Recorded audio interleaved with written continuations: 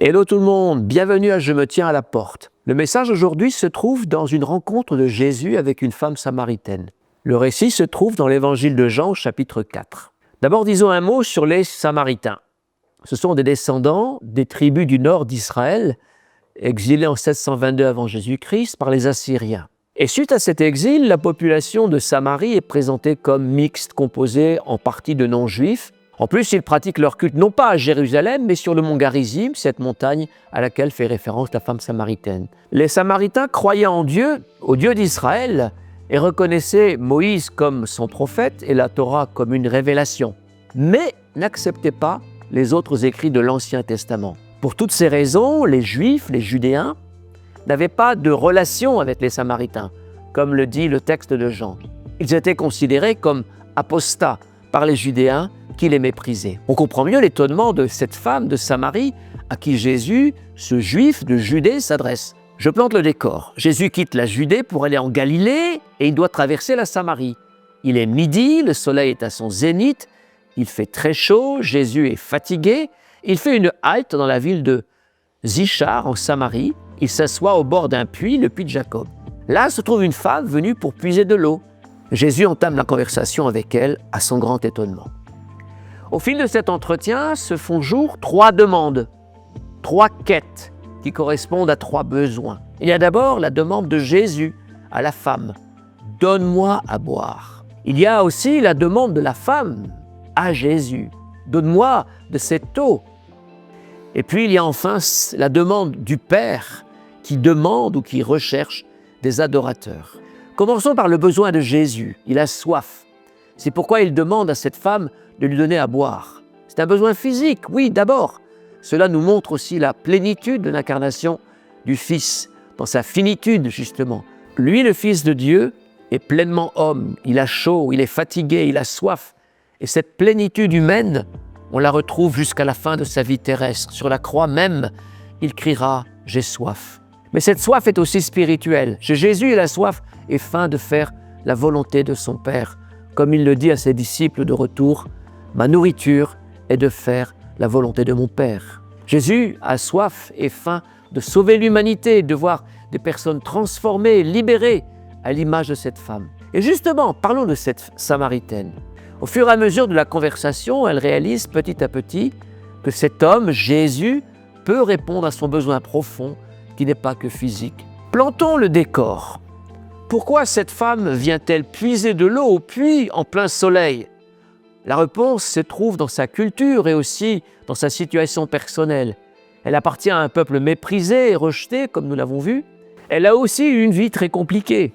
Jésus lui a révélé qu'elle a eu 5 maris et que l'homme avec qui elle vit n'est pas son mari. Et cela provoque en elle un séisme intérieur. Comment peut-il savoir tout cela? Jésus a une parole de connaissance. C'est le Saint-Esprit qui lui révèle la situation de cette femme. Dévoilée, cette femme exprime son profond besoin. « Donne-moi à boire de cette eau vive pour que je n'ai plus à puiser de l'eau au puits. » Elle a soif d'autre chose. Elle a soif de quitter sa honte qui la pousse à puiser de l'eau en plein midi, car elle sait qu'elle a peu de chances d'y croiser qui que ce soit à cette heure-là. Elle en a assez de cette vie immorale. Et les Juifs et les Samaritains de l'époque partageaient les mêmes convictions en matière de mœurs. Et puis, au fil de la conversation, Jésus corrige 2 ou 3 petites choses auxquelles croient les Samaritains. D'emblée, il la contredit et lui dit « Vous adorez ce que vous ne connaissez pas. Nous adorons ce que nous connaissons, car le salut vient des Juifs. » 2 choses à propos de cette parole. Il faut la remettre dans le contexte de la brouille entre Juifs et Samaritains. Jésus dit clairement que les Judéens ont raison d'adorer Dieu à Jérusalem et non pas sur la montagne Garizim.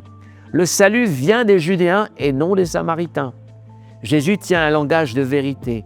Mais au-delà, que veut dire cette parole du Christ pour nous au XXIe siècle? Eh bien, que les racines de la foi chrétienne, le salut, sont juives. Jésus, le Juif, a dit « Le salut vient des Juifs ». C'est vrai dans l'absolu, ne l'oublions jamais. Mais Jésus va encore plus loin en prononçant cette parole assez énigmatique. Mais l'heure vient, et elle est déjà venue, où les vrais adorateurs adoreront le Père en esprit et en vérité, car ce sont de tels adorateurs que le Père demande.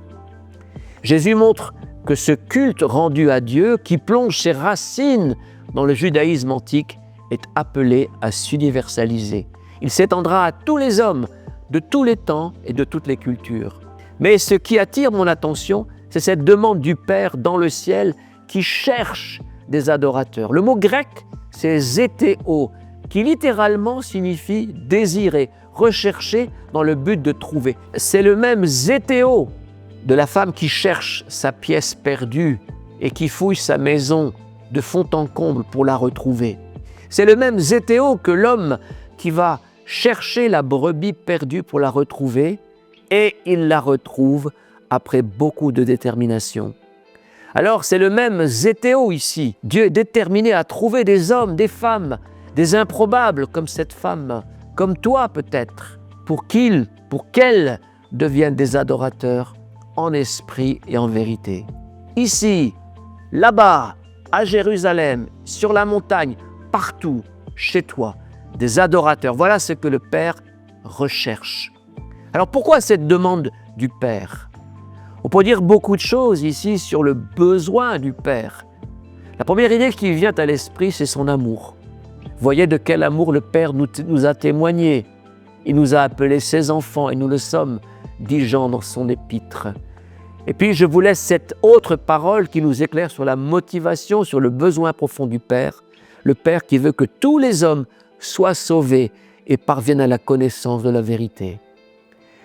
Voilà, c'est terminé pour aujourd'hui. Abonnez-vous à ma chaîne, likez cette vidéo, partagez-la, achetez mon livre et je vous dis à très bientôt.